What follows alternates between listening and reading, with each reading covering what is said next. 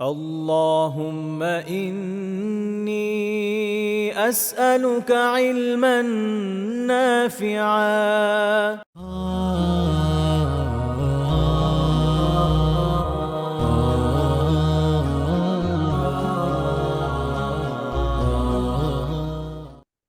আসসালামু আলাইকুম ওয়া রাহমাতুল্লাহি ওয়া বারাকাতুহু। আলহামদুলিল্লাহ ওয়াসসালাতু ওয়াসসালামু আলা রাসূলিল্লাহ ওয়া আলা আলিহি ওয়া সাহবিহি ওয়া মান ওয়ালাহ, আম্মা বা'দ। সম্মানিত দিনী ভাই ও বোনেরা, মহান আল্লাহ সুবহানাহু ওয়া তাআলার শুকরিয়া আদায় করছি যে রব্বুল আলামিন প্রতি সপ্তাহে আজকেও আমাদেরকে কোরআনের গল্প থেকে শিক্ষা এই অনুষ্ঠানে উপস্থিত হওয়ার তৌফিক দিয়েছেন, আলহামদুলিল্লাহ।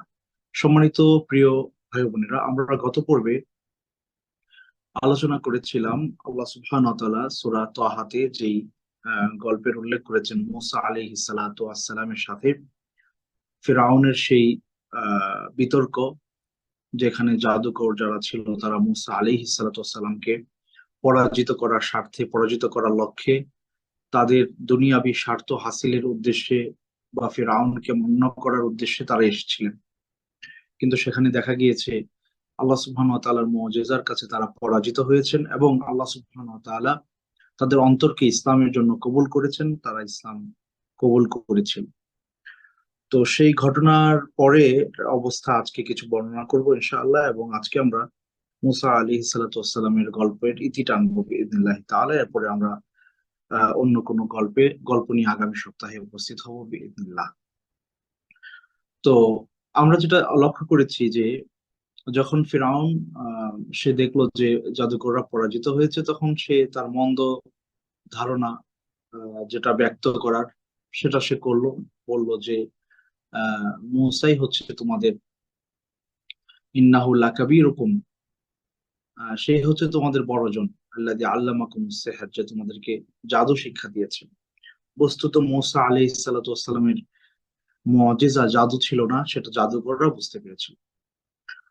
তো এরপরে এই ঘটনা যখন ঘটলো তখন সেখানে ওই সময়কার হাজার হাজার মানুষ সেখানে উপস্থিত ছিল, এবং সেটা একটা মেলার দিন বা কোনো উৎসবের দিন ছিল, যখন প্রচুর, মানে পুরা দেশের মানুষ বলা যায় যে এখানে এসে হাজির হয়েছে, এরকম অবস্থা।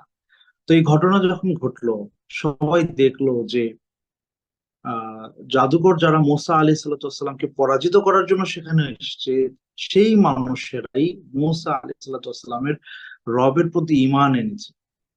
তো এই ঘটনা দেখার পরে তৎকালীন সময়কার যে মানুষেরা, সাধারণ মানুষ ছিল, তাদের অনেক মানুষ মুসা আলাইহিস সালামের রবের প্রতি, আল্লাহ সুবহানাহু ওয়া তাআলার প্রতি বিশ্বাস স্থাপন করলো।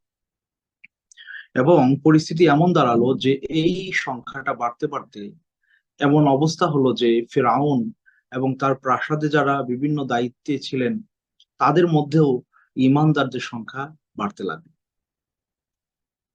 তো এই পরিস্থিতি, এটা ফেরাউন আঁচ করতে পেরেছিল, এবং সেই কারণেই তো সে জাদুকরদেরকে শাস্তির আওতায় এনেছিল, সে তাদেরকে শুলে চড়িয়েছে, তাদেরকে হত্যা করেছে।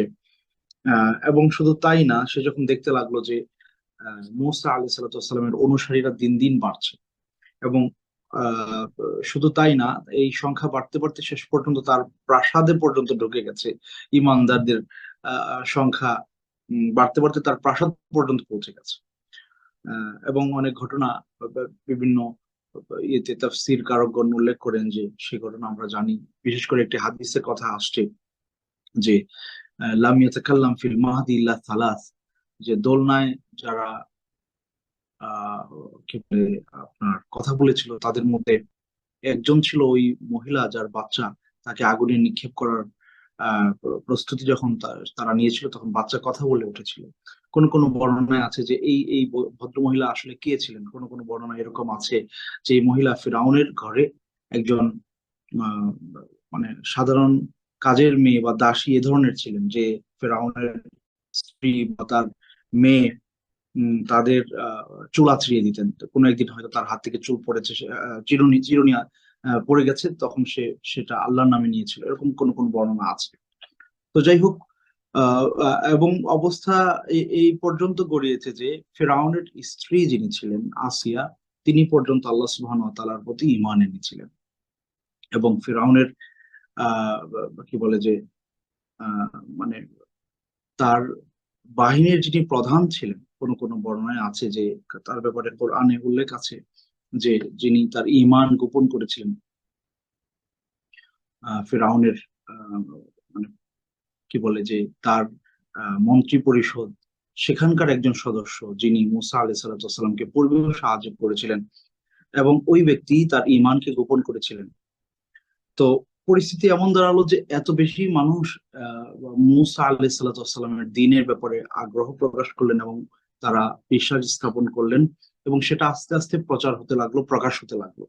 তো এই জিনিসটা ফেরাউনকে খুব বেশি মানে তার জন্য এটা হুমকির কারণ ছিল, ভয়ের কারণ ছিল, এবং সেটা কোনোভাবে নিতে পারছিল না। পরিস্থিতি এমন হলো, সে তৎকালীন সময় মানুষদের উপরে যত রকমের আযাব আছে, যত রকমের শাস্তি আছে, সবকিছু তাদেরকে দিতে লাগলো। যারা ইমানের কথা মুখে স্বীকার করবে বা মানুষের সামনে উপস্থাপন করবে বা তার কাজকর্মে বোঝা যাবে যে এই লোকটা মুমিন হয়েছে, তখন তার উপরে চরম মাত্রার শাস্তি তারা প্রয়োগ করতে লাগলো।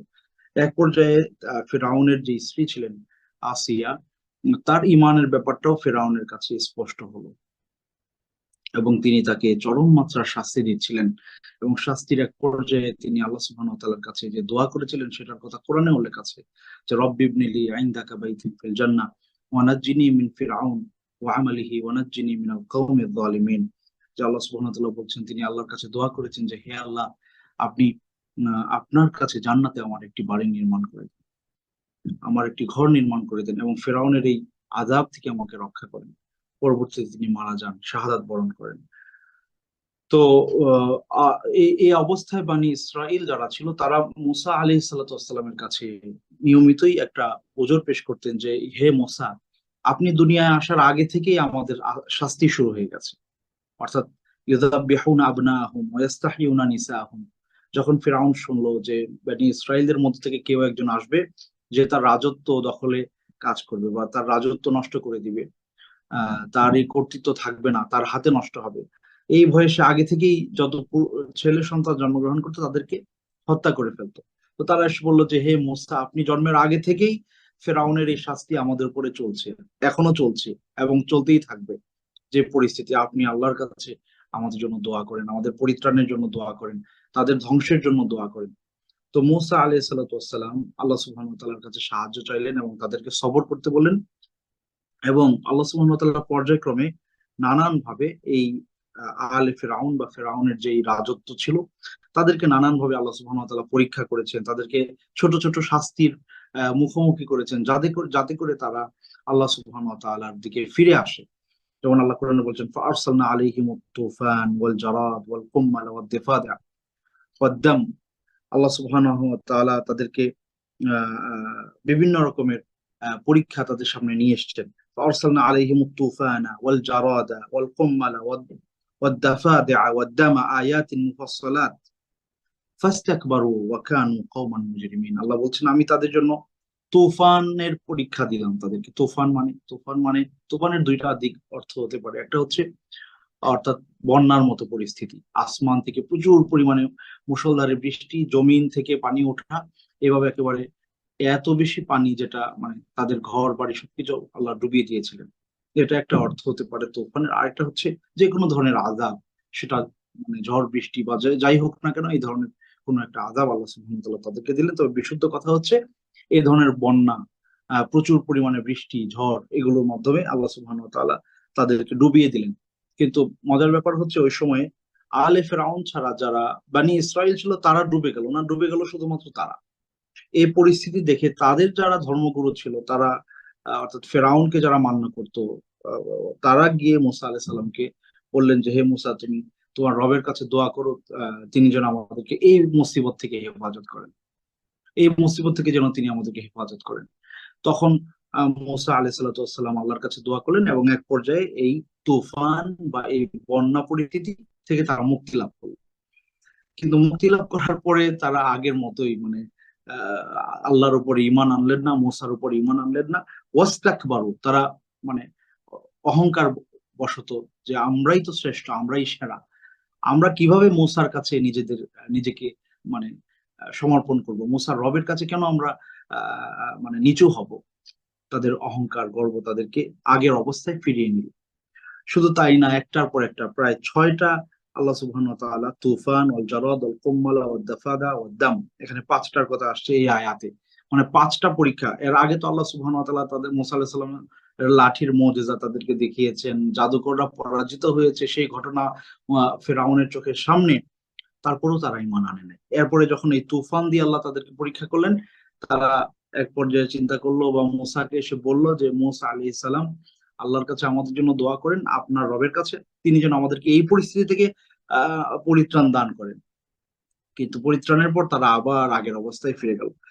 এরপরে নতুন করে তারা আবার আগের মতো ফল ফসল উৎপাদন করতে লাগলো, নতুন জীবন ফিরে পেল। কিন্তু আল্লাহর প্রতি ঈমান আনলো না। আল্লাহ সুবহানাহু ওয়া তাআলা তাদেরকে আবার আপনার পঙ্গপাল বা জারাদ দিয়ে পরীক্ষা করলেন। জারাদ বা পঙ্গপাল এমন একটা ছোট পোকা, সেটা ফসলকে একেবারে শেষ করে দেয়। লাখ লাখ কোটি কোটি পোকা একেবারে এদের ফসল সবকিছু ধ্বংস করে দিল। এই পরিস্থিতিতে তারা দিশেহারা হয়ে গেল। তারা আবার এসে মুসা আলাইহিস সালাতু ওয়াস সালামের কাছে রিকোয়েস্ট করলেন যে, আপনার রবের কাছে দোয়া করেন, আল্লাহ যেন আমাদেরকে এই পরিস্থিতি থেকে মুক্তি দান করেন। মুসা আলাইহিস সালাম দোয়া করলেন, তারা এখান থেকে মুক্তি পেল। কিন্তু তারপরে তারা ফিরে আসলো না। এইভাবে আল্লাহ সুবহানাহু ওয়া তাআলা তাদেরকে আপনার কি বলে যে মানে উকুন বা এই ধরনের একটা পোকা দিয়ে আবার তাদেরকে পরীক্ষা করলেন। একই অবস্থা। এই পরিস্থিতিতে পড়ে তারা দিশেহারা হয়ে মুসা আলাইহিস সালাতু ওয়াস সালামের কাছে আসলো এবং বলল যে, আপনি আমাদেরকে এই পরিস্থিতি থেকে মুক্তির জন্য দোয়া করেন আপনার রবের কাছে। আল্লাহ আবার তাদেরকে এই পরিস্থিতি থেকে মুক্তি দান করলেন। তারা আবার আগের মতো মানে কোনোভাবেই তারা ঈমান আনলো না। তবে এই ধরনের ঘটনাগুলো থেকে যা হয়েছে, বড় একটা দল যারা অহংকার প্রদর্শন করে ঈমান আনে নাই এ কথা সত্য। তবে এটাও সত্য যে তাদের মধ্যকার অনেক মানুষ, তাদের আত্মীয় স্বজনদের মধ্যে কেউ কেউ, বিশেষ করে মূসা আলাইহিস সালাতু ওয়াস সালামের সহযোগী যিনি ছিলেন ফেরাউনের মন্ত্রী পরিষদের একজন, কেউ কেউ বলে তিনি ফেরাউনের চাচাতো ভাই বা এই ধরনের কোন একজন নিকট আত্মীয় ছিলেন, এবং তিনি মন্ত্রী পরিষদের অন্যতম একজন সদস্য ছিলেন। তিনি কিন্তু ঈমান ঠিক ঠিকই এনেছিলেন। হ্যাঁ, তারপরে ফেরাউনের স্ত্রী পর্যন্ত ঈমান এনেছে। তো এই ঘটনাগুলো ঘটেছে। এই সত্য তাদের কাছে যাওয়ার পরে তারা সত্য থেকে মুখ ফিরিয়ে নেয় না। কিন্তু যাদের অন্তঃকরণ এতটাই বাঁকা ছিল যে কোনোভাবেই অহংকার করে তারা আল্লাহর পথে আসতে চাইল না। মূলত তাদের নিজেদের পাপাচার এই মাত্রায় ছিল যে এই পাপাচার গুলো তাদেরকে আল্লাহর পথে আনতে বাধা হয়ে দাঁড়িয়েছিল। এই জন্য আমরা বলি যে মানুষ যখন আহ, যারা ইসলামের পথে নাই, এই ধরনের মানুষদের মধ্যে দুই প্রকারের মানুষ আছে। এক প্রকারের মানুষ আছে যিনি হয়তো মুসলিম না বা ইসলামের দাওয়াত পান নাই, বা অন্য কোনো ধর্মে উনি লালিত পালিত হয়ে বড় হয়েছেন, ইসলামের দাওয়াত তিনি পান নাই, কিন্তু ব্যক্তি জীবনে উনি ভালো মানুষ, সৎ মানুষ, মানবিক মানুষ।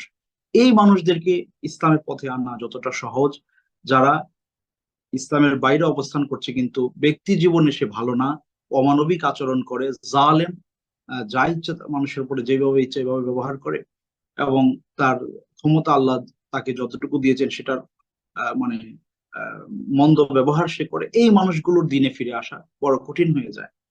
জন্য জালেমরা তারা যেমন আল্লাহর উপরে জুলুম করছে, তারা আবার বান্দার উপরেও জুলুম করছে।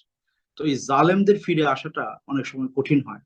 আপনি দেখেন রসুল সাল্লাহ সাল্লামের যে দোয়া ওমর রাদিয়াল্লাহু তাআলা আনহুর জন্য এবং আবু জাহেলের জন্য, আবু জাহেলকে আল্লাহ কবুল করেন নাই, কিন্তু ওমর রাদিয়াল্লাহু তাআলা আনহুকে আল্লাহ কবুল করেছেন। কারণ ওমর রাদিয়াল্লাহু তাআলা আনহু ইসলাম পূর্ব জীবনেও পরিচ্ছন্ন মানুষ ছিলেন, পরিচ্ছন্ন মানুষ ছিলেন, নোংরা মানুষ ছিলেন না।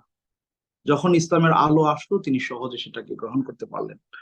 তো এই জন্য আসলে দাওয়াতের ক্ষেত্রে আমরা যখন মানুষের কাছে দাওয়াত নিয়ে যাব, পৌঁছাবো, দেখবো যে আসলে যে মানুষগুলো ব্যক্তি জীবনে সৎ, নিষ্ঠাবান, পরোপকারী, মানবিক, এই মানুষগুলোকে ইসলামের পথে আনা সহজ।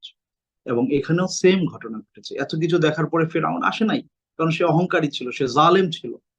তার পক্ষে এই এত এত পাপাচার তার জন্য প্রাচীর হয়ে দাঁড়াইছিল তওবার পেছনে।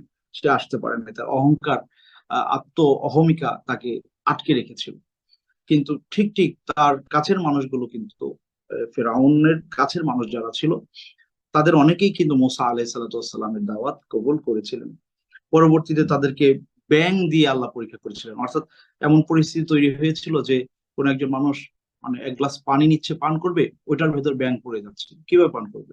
খাবারের পাত্রে ব্যাং ব্যাং চলে আসছে। এই মানে মানে হাজার হাজার লাখো লাখো ব্যাং তাদের জীবনকে অস্থির করে দিছে। এরপরে তাদের মান্যবর ব্যক্তিরা মুসা আলাহিসাল্লামের কাছে এসেছে, আবার বলেছে যে আমাদের এটার জন্য, পরিত্রাণের জন্য আপনার রবের কাছে দোয়া করেন। মুসা আলাহিসাল্লাম আবারও দোয়া করেছেন। এগুলো একদিনের বিষয় না, কোনো কোনো বর্ণনা আছে দীর্ঘ 40 বছর সময় ব্যাপী এগুলো চলছে। কখনো এই অবস্থা, এই এই আপদ আল্লাহ তাদেরকে দিয়েছেন একটা লম্বা সময়, 5 বছর 7 বছর এই অবস্থা অনেক সময় চলছে, এবার এই কঠিন পরিস্থিতি চলছে, বা কিছুদিন, কয়েকদিন, সপ্তাহ বা মাস এরকম চলছে। এরপরে আল্লাহ এটা থেকে তাদেরকে মুক্তি দিয়ে আবার ভালো রাখছেন। কিন্তু তারা আল্লাহ সুবহানাহু ওয়া তাআলার প্রতি ঈমান আনেন নাই। যখন মুসিবতে পড়েছে তখন মুসার কাছে তারা নত হয়েছে, যখন মুসিবত শেষ হয়েছে তখন তারা আবার আগের অবস্থায় ফিরে গেছে। এইভাবে শেষ পর্যন্ত আল্লাহ সুবহানাহু ওয়া তাআলা তাদেরকে রক্ত দিয়ে পরীক্ষা করলেন। রক্ত মানে তাদের সবকিছু রক্ত হয়ে যেত, অর্থাৎ নদীর পানি রক্ত হয়ে গেছে, খাবারের পানি, যে পানি তারা পান করবে এটা রক্ত হয়ে গেছে, এরকম কঠিন পরিস্থিতি আল্লাহ সুবহানাহু ওয়া তাআলা তাদেরকে দিয়েছেন, কিন্তু তারা আল্লাহর কাছে ফিরে আসে নাই। এভাবেই তাদের মানে অহমিকা, হঠকারিতা চলতে লাগলো। শেষ পর্যন্ত যে ঘটনাটা ঘটলো সেটা হচ্ছে যে আল্লাহ সুবহানাহু ওয়া তাআলা মুসা আলাইহিস সালাতু ওয়াস সালামকে বললেন যে মুসা, তুমি মিশর ছেড়ে এখন শামের দিকে, অর্থাৎ বর্তমান ফিলিস্তিন বা এই অঞ্চলে তুমি চলে আসো। তখন মুসা আলাইহিস সালাতু ওয়াস সালাম এবং ওনার অনুসারীরা এই অঞ্চলে চলে আসার জন্য রাত্রে বেলায় রওনা করলেন। তো ওনার সাথে যারা ছিলেন তাদের সংখ্যা যে খুব বেশি ছিল তাও না, অল্প কিছু মানুষ, অর্থাৎ ফেরাউনের যেই বাহিনী সেই বাহিনীর তুলনায় তাদের সংখ্যা একেবারেই কম ছিল। ইন্নাহা উলা ইলা শিরদিমা। ফেরাউন যখন শুনলো যে এই মুসা আলাইহিস সালাম এবং তার সঙ্গীরা মিশর ছেড়ে চলে যাচ্ছে, এটা তার জন্য মানে সে এটা মেনে নিতে পারছিল না, অনেক কারণে মেনে নিতে পারছিল না। একটা হচ্ছে যে তারা হয়তো অন্য কোথাও গিয়ে আবার মানে আহ, নিজেদের অবস্থান পাকাপোক্ত করে ফেরাউনের বিরুদ্ধে দাঁড়াবে, এটা তার একটা ভয় ছিল। আহ আরেকটা ব্যাপার হচ্ছে যে মানুষ যখন খুব জালেম হয় তখন যারা মাজলুম তাদেরকে সে তার ক্যাপচারের ভেতরে রাখতে চায়, এটার থেকে সে বের করে দিতে চায় না, সে তার মতো করে এখানে রেখে তাদেরকে নিশ্চিহ্ন করতে চায়, হাতছাড়া করতে চায় না। তো সে মূলত মুসা আলাইহিস সালাম এবং তার অনুসারী সবাইকেই আগে থেকেই নির্যাতন করতেছিল, এবং শেষ পর্যন্ত তার সিদ্ধান্ত ছিল যে মুসা আলাইহিস সালামকে হত্যা করবে। তখন ওই যে বললাম যে যিনি তার ঈমানকে গোপন করেছিলেন, তিনি ওই মন্ত্রী পরিষদের যে সদস্য ছিলেন, তিনি কিন্তু ফেরাউনের এই এই সিদ্ধান্তের ব্যাপারে তিনি সমালোচনা করেছিলেন। তিনি বলেছিলেন যে তোমরা কি সেই মানুষটাকে হত্যা করতে চাও যে আল্লাহকে রব হিসেবে মেনে নিয়েছে? সে তোমাদেরকে এত এত নিদর্শন দেখিয়েছে, তোমরা তার কাছে পরাজিত হয়েছে, তোমাদের জাদুকররা পরাজিত হয়েছে। হম, এত কিছুর পরেও অন্যভাবে তাকে হত্যা করা, এটা তো কোনো মানে সুস্থ মাথার মানুষের কাজ হইতে পারে না। তো আহ, মানে যেই ফায়দাটা হয়েছে আর কি মুসা আলাহিসাল্লামের সাল্লামের এই ঘটনাগুলোর বা দাওয়াতের, যে জিনিসটা আমরা বর্তমান সময়েও আমাদের দাওয়াতের কাজে লাগাতে পারি, সেটা হচ্ছে এই বাতিল শক্তি বা বাতিল মতাদর্শের যে মানুষেরা আছে বা আল্লাহ সুবহানাহু ওয়া তাআলা যাদেরকে দুনিয়াতে ক্ষমতা দিয়ে রেখেছেন, ওই মানুষদেরকেও দাওয়াতের জন্য আমাদের টার্গেট করতে হবে, তাদের কাছে দাওয়াত পৌঁছাইতে হবে, হক স্পষ্ট করতে হবে। তারা সবাই হক মেনে নিয়ে মুসলিম হবে এটা কোনোদিনও সম্ভব না। আল্লাহ সুবহানাহু ওয়া তাআলা জান্নাতও তৈরি করেছেন, জাহান্নামও তৈরি করেছেন। প্রত্যেকেই নিজ নিজ জায়গায় প্রস্তুতি গ্রহণ করছে। সো কারো প্রস্তুতি আপনি বন্ধ করতে পারবেন না, হয় কেউ জান্নাতে যাওয়ার জন্য প্রস্তুত হচ্ছে অথবা কেউ জাহান্নামে যাওয়ার জন্য প্রস্তুত হচ্ছে।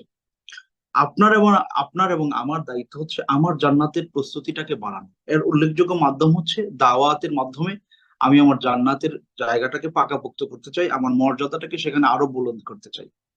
তো সেই চিন্তা থেকেই, হ্যাঁ, যারা মিথ্যার উপরে আছে, অন্যায়ের উপরে আছে, সুদ, ঘুষ, দুর্নীতি, পাপাচার, অনাচার, যত রকমের মন্দ কাজে তারা যুক্ত আছে, ইসলাম থেকে দূরে আছে, ওই মানুষেরও আমাদের দাওয়াতের টার্গেটে থাকবে। হ্যাঁ, তারা সবাই আমাদের দাওয়াত মেনে ইসলাম পালন করে সাচ্চা মুসলিম হয়ে যাবে এটা কোশ্চিন কালেও সম্ভব না।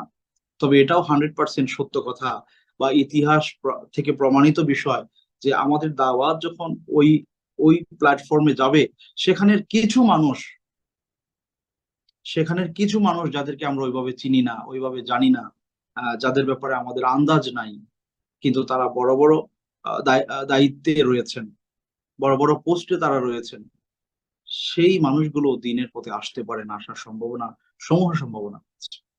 এবং সেটাই প্রমাণিত মুসা আলাইহিস সালাতু ওয়াস সালামের ঘটনা থেকে আমরা সেটাই দেখতে পাই।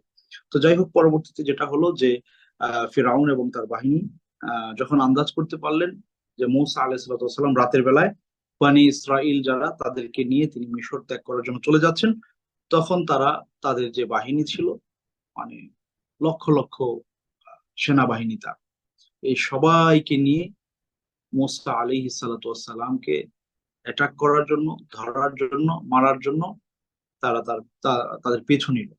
পরিস্থিতি এমন হলো, এক পর্যায়ে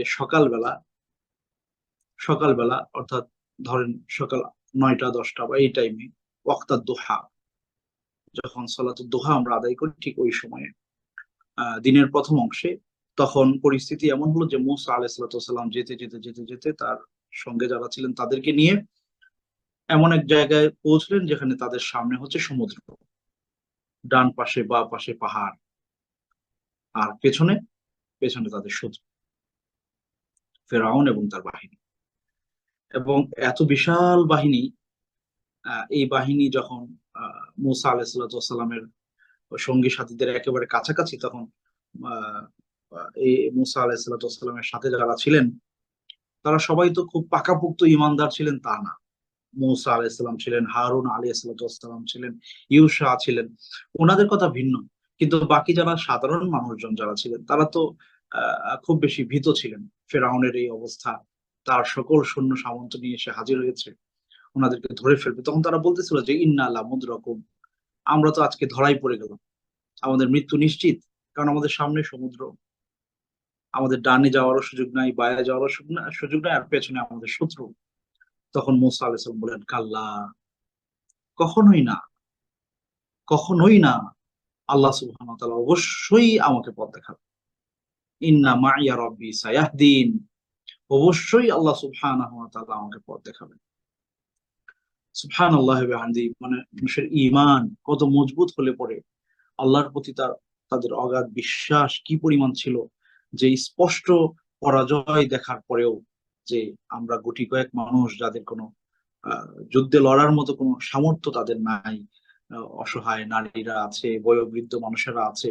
কারণ ফেরাউন তো আগে থেকেই বানি ইসরায়েলের সন্তানদেরকে হত্যা করতেছিল। তো ওরকম যুবক যারা তৈরি হবে যে খুব যোদ্ধা হিসেবে গড়ে উঠবে, ওরকম পুরুষই তো তাদের সাথে খুব বেশি ছিল না।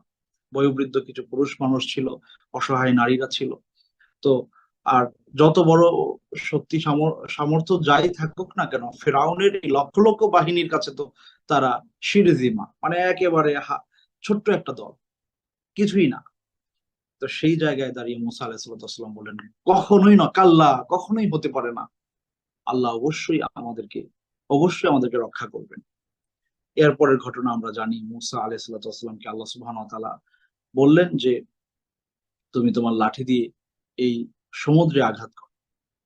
মুসা আলাইহিসসালাম সমুদ্রে আঘাত করলেন এবং সেখানে রাস্তা তৈরি হয়ে গেল আল্লাহ সুবহানাহু ওয়া তাআলার হুকুমে। মুসা আলাইহিসসালাম সেই রাস্তা দিয়ে তার সঙ্গী সাথীদেরকে নিয়ে পার হচ্ছেন, আর পেছনে ফেরাও। তো পরিস্থিতি এমন হয়েছে যে তিনি এই রাস্তা হাঁটতে হাঁটতে চলতে চলতে একেবারে শেষ প্রান্তে যখন পৌঁছবেন বা এই অবস্থা, তখন ফেরাউনের বাহিনী এই প্রান্তে এসে অবস্থান করেছে। তো তাদের সামনে, চোখের সামনে সমুদ্র, দুই দিকে পাহাড় উঠে গেছে, রাস্তা তৈরি হয়ে গেছে। কোরআন বলছে তৌদ আজিম, মানে বিশাল বিশাল পাহাড়, দুই পাশে মনে হচ্ছে যে দুইটা বিশাল পাহাড় হয়ে গেছে, পানির পাহাড়, এরকম বড় পাহাড় হয়ে গেছে, মাঝখানে রাস্তা হয়ে গেছে। তো তাদের চোখের সামনে মুসা আলাইহিসসালাম এভাবে পার হয়ে গেলেন। ফেরাউন এবং তার বাহিনী, তাদের তো আগে থেকেই অভিজ্ঞতা আছে মুসা আলাইহিসসালামের মুজিজার ব্যাপারে, তারা পূর্বে অনেকগুলো মুজিজার মুখোমুখি হয়েছে। সুতরাং এটা অবিশ্বাসের কিছু নয়, তারা বুঝতে পারছিল যে মুসার এই শক্তি আছে, যে শক্তি আল্লাহ তাকে দিয়েছেন এই ধরনের কিছু ঘটানোর। তো এই কারণে তাদের কাছে এটা খুব বেশি অবাস্তবিক বা অসম্ভব, নিঃসন্দেহে কাজটা কোনোভাবেই সম্ভব না, কিন্তু মুসা আলাইহিসসালামের পক্ষে সম্ভব।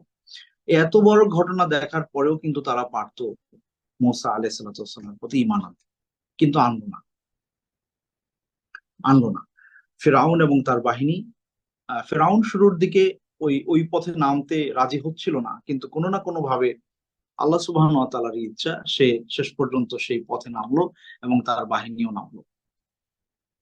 সুবহানাল্লাহি ওয়া বিহামদিহি। এরপরে আল্লাহ সুবহানাহু ওয়া তাআলা আহ আল্লাহর হুকুম করলেন এবং সেই পানি রাস্তা থেকে সরে গিয়ে, মানে রাস্তা সরে গিয়ে পানি আবার আগের মতো মিলে গেল এবং আল্লাহ সুবহানাহু ওয়া তাআলা ফেরাউন এবং তার এরকম বাহিনীকে, পুরা বাহিনীকে এভাবে ডুবিয়ে মেরে ফেললেন এবং তারা তাদের পেছনে তাদের ধন সম্পদ, অর্থ বিত্ত, তাদের প্যালেস সবকিছু রেখে এই সমুদ্রে এসে তারা মারা গেল। এবং আল্লাহ সুবহানাহু ওয়া তাআলা বললেন যে আল ইয়াউমা নুনাজ্জিকা বিবাদানিকা লিতাকুনা লিমান খালফাকা আয়া। ফেরাউন এবং ফেরাউন যখন একেবারে মৃত্যুর আগ মুহূর্তে, সে যখন মৃত্যুর ফেরেশতা, মানে মৃত্যু দেখে ফেলার পরিস্থিতি, তখন সে, কোরআন স্পষ্ট করে বলেছে যে সে মুসা আলাইহিস সালাতু ওয়াস সালাম এবং বনি ইসরাইল যার যে রবের প্রতি ঈমান এনেছে সেই রবের প্রতি বিশ্বাসের ঘোষণা দিয়েছে, আল্লাহ সুবহানাহু ওয়া তাআলা তার সে তাওবা গ্রহণ করেন নাই। কারণ আপনি যখন মৃত্যুর মুখে পতিত হবেন এবং মৃত্যু দেখে ফেলবেন যে মৃত্যু কি জিনিস, তখন আর ঈমান আনার সুযোগ থাকে না। আল্লাহ তাবারক ওয়া তাআলা সেই মানুষের তাওবা কবুল করবেন না যার মৃত্যু যন্ত্রণা শুরু হয়ে গেছে। এর আগ পর্যন্ত আপনার তাওবা, ফিরআউন যদি ওই মুসা আলাইহিস সালাতু ওয়াস সালাম যে পথ দিয়ে ওই রাস্তা, সমুদ্রের পথ দিয়ে যে রাস্তা পার হয়ে গেছেন, এখানে নামার এই অবস্থা দেখে যদি সে ঈমান আনতো, আল্লাহ কবুল করতেন। কিন্তু সেটা সে করে নাই, সে এখানে নেমে গেল, ভাবছে যে আমি নেমে মুসাকে ধরে মেরে ফেলবো, কিন্তু তা তো হলো না। তা হলো না। আল্লাহ সুবহানাহু ওয়া তাআলা পানিকে বললেন মিলে যাও, পানি মিলে গেল। এই জন্যই দেখেন সুবহানাল্লাহ বিহামদিহি, মুসা আলাইহিস সালাতু ওয়াস সালাম যখন একেবারে ছোট দুধের শিশু, তখন তার মা তাকে কি করেছিলেন, মানে ফানাবাদাহু ফিল ইয়াম, এই সমুদ্রে তাকে ভাসিয়ে দিয়েছিলেন। তো মুসা আলাইহিস সালাতু ওয়াস সালাম ফি কিম্মাতিদ দুআফ, অর্থাৎ এর চেয়ে দুর্বল আর কে হতে পারে। মানুষ যদি একটু বড় টড় হয়, সাঁতার জানতে পারে বা পানিতে পড়লেও সে চেষ্টা করে বাঁচার জন্য, কিন্তু মুসা আলাইহিস সালাতু ওয়াস সালাম দুধের বাচ্চা, তাকে যখন তার মা আল্লাহর হুকুমে পানিতে ছেড়ে দিলেন, পানিতে ভাসিয়ে দিলেন, তাহলে এত দুর্বল একটা শিশুকে আল্লাহ সুবহানাহু ওয়া তাআলা এই সমুদ্র থেকে রক্ষা করেছেন এবং সেই চমৎকার রক্ষা ফেরাউনের প্রাসাদ পর্যন্ত আল্লাহ নিয়ে গেছে। আর সেই ফেরাউন তার এত বড়ত্ব, এত শ্রেষ্ঠত্ব, এত কর্তৃত্ব, এত বাহিনী, এত কিছু, ওই মানুষটা যখন সমুদ্রে আসলো, আল্লাহ সুবহানাহু ওয়া তাআলা তাকে ডুবিয়ে মেরে ফেল। এই জন্য বলা হয় যে মান কানা মা আল্লাহ, যে ব্যক্তি আল্লাহ সুবহানাহু ওয়া তাআলার সাথে থাকে, লান ইয়াদুররাহ দুআফা, তাহলে তার দুর্বলতা তার খুব বেশি ক্ষতি করতে পারে না, কারণ তো সে আল্লাহর সাথে আছে। ওমান লাম ইয়াকুন মা আল্লাহ, যে আল্লাহর সাথে থাকে না, লান তানফা কুওয়াতা, তাহলে তার শক্তি আসলে তার জন্য কোনো কাজে আসে না। তো আল্লাহ সুবহানাহু ওয়া তাআলা ফিরআউনকে ধ্বংস করে দিলেন এবং মুসা আলাইহিস সালাতু ওয়াস সালামকে রক্ষা করেছিলেন। এবং সেই দিনটা আগামী আশুরার দিন, আপনারা জানেন। সৌদি আরবে আজকে কত তারিখ, 6 মনে হয়। হ্যাঁ।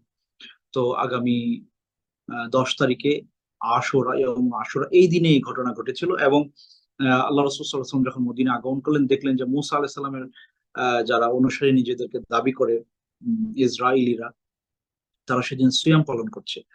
তো তিনি জিজ্ঞেস করলেন যে কেন তোমরা সিয়াম পালন করছো, তোমরা হাযা ইয়াউমুন আযীম নাজ্জাল্লাহু মুসা ওয়া কওমাহু মিন ফিরআউন, এটা তো এক মহান দিন। এই দিনে আল্লাহ মুসা এবং তার সঙ্গী সাথীদেরকে রক্ষা করেছিলেন ফেরাউনের হাত থেকে, যেখানে নিশ্চিত মৃত্যু থেকে আল্লাহ তাদেরকে রক্ষা করেছেন, আর তারা লাখো বাহিনী নিয়ে সেখানে ডুবে মরে গিয়েছিল, আল্লাহ মেরে ফেলেছিলেন তাদেরকে।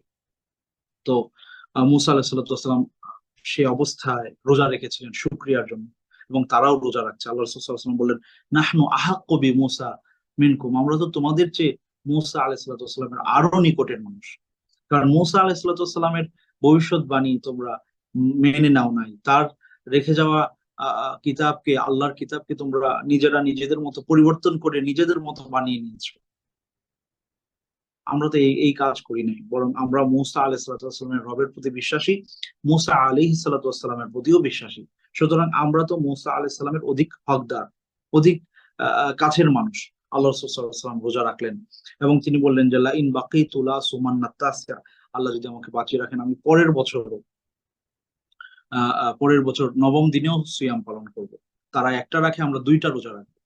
তো এই জন্য আমরা পারি আশুরার দিনে সিয়াম পালন করতে, এবং এর আগে একদিন অথবা এর পরে একদিন, অর্থাৎ টোটাল দুইটা সিয়াম পালন করতে পারি। আল্লাহ রাসূল সাল্লাল্লাহু আলাইহি ওয়াসাল্লামের একটা হাদিসে আছে, ওয়া আহতাসিবু সিয়ামু ইয়াউমু আশুরা আহতাসিবু আলাল্লাহি আইয়ুকাফিরা আস-সানা আল্লাতী ক্বাবলা, যে আশুরার একটা সিয়াম আমি আশা করি আল্লাহ সুবহানাহু ওয়া তাআলা পূর্বের এক বছরের গুনাহ ক্ষমা করে দিবেন এই একটা সিয়ামের ওসিলায়। সুতরাং আমরা সবাই চেষ্টা করব আশুরার সিয়াম পালন করার জন্য বিইذنিল্লাহি তাআলা। আল্লাহ আমাদের সবাইকে তৌফিক দান করুন, আল্লাহুম্মা আমিন। এবং আরেকটা গুরুত্বপূর্ণ বিষয় হচ্ছে এই আশুরার সিয়াম পালন করতে হবে রাসূল সাল্লাল্লাহু আলাইহি সাল্লাম যেই উদ্দেশ্যে পালন করেছিলেন সেই উদ্দেশ্যে, যে এই সিয়ামটা রাখা হয়েছিল কেন? শুকরিয়ার জন্য, যে আল্লাহ আমাদেরকে এই দিনে হেফাজত করেছেন, আমাদেরকে ফেরাউনের কবল থেকে রক্ষা করেছেন, এবং ফেরাউন এত প্রতাপশালী বাদশাহ হওয়া সত্ত্বেও আল্লাহ তাকে সমুদ্রে ডুবিয়ে মেরেছেন। আমরা শত্রু থেকে মুক্তি লাভ করেছি। শুকরিয়ার জন্য এই দিনে সিয়াম পালন করা হয়েছিল। এটাই ছিল আশুরার সিয়ামের মূল উদ্দেশ্য বা মূল কারণ। পরবর্তীতে রাসূল সাল্লাল্লাহু আলাইহি ওয়াসাল্লামের মৃত্যুর আরো বহু বছর পরে উম কারবালার যে ঘটনা, সেটা হয়তো এই দিনে কাকতালীয়ভাবে ঘটে গেছে। তার মানে এই না যে সেই দিনটাকে আমরা শোক হিসেবে পালন করব, কারণ মুসলিমরা শোক হিসেবে কোনো দিন কখনো পালন করে নাই। যদি শোক পালনের সুযোগ থাকতো, আমরা আগেও বলেছি যে তাহলে উহুদে রাসূল সাল্লাল্লাহু আলাইহি ওয়াসাল্লাম এত এত সাহাবীকে হারিয়েছেন। পরের বছর তিনি চাইলে পারতেন উহুদ দিবসকে শোক হিসেবে তিনি ওই দিন রোজা রাখতে, তিনি রাখেন নাই। তার সাহাবীদেরকেও রোজা রাখতে বলেন নাই। সুতরাং আমরা শোক হিসেবে কেউই রোজা রাখবো না আশুরার রোজা। আমরা দেখেছি বাংলাদেশে অনেক পত্রিকায় মহরম শুরু হলে স্লোগান দেয় এভাবে যে কি ত্যাগ চাই, মর্সিয়া ক্রন্দন চাই না। তো এটাকে কেমন যেন একটা শোকের মাস হিসেবে উদযাপন করা হয় আমাদের দেশে। এটা নিতান্তই ভুল। জাতীয়ভাবে এই ভুল প্র্যাকটিস করা হয়। আল্লাহ আমাদের এই ভুল থেকে হেফাজতের তৌফিক দান করুন, নিজেদেরকে হেফাজত করার তৌফিক দান করুন। আর শিয়া সম্প্রদায় এই দিনে যা করে নিঃসন্দেহে সবকিছুই ইসলাম বহির্ভূত কাজ, এগুলো বিদআত। আল্লাহ আমাদেরকে এই সকল কদর্যতা থেকে হেফাজতে রাখুন। ইসলাম যেভাবে রাসূল সাল্লাল্লাহু আলাইহি ওয়াসাল্লাম এবং তার সাহাবীরা প্র্যাকটিস করে গেছেন, ওইভাবে আমাদেরকে প্র্যাকটিস করার সুযোগ আল্লাহ আমাদেরকে দান করুন, আল্লাহুম্মা আমিন। তো আজকে এখানেই শেষ করছি। ইনশাআল্লাহ আমরা আগামী দার্সে অন্য কোনো একটি বিষয় নিয়ে আবার অন্য কোনো একটি গল্প নিয়ে আপনাদের মাঝে উপস্থিত হব। আল্লাহ সুবহানাহু ওয়া তাআলা আমাদের এই কর্ম প্রচেষ্টাকে কবুল করুন, আল্লাহুম্মা আমিন। ওয়া সাল্লাল্লাহু তাআলা আলা সাইয়্যিদিনা ওয়া নাবিয়িনা মুহাম্মদ। আসসালামু আলাইকুম ওয়া রাহমাতুল্লাহি ওয়া বারাকাতুহু।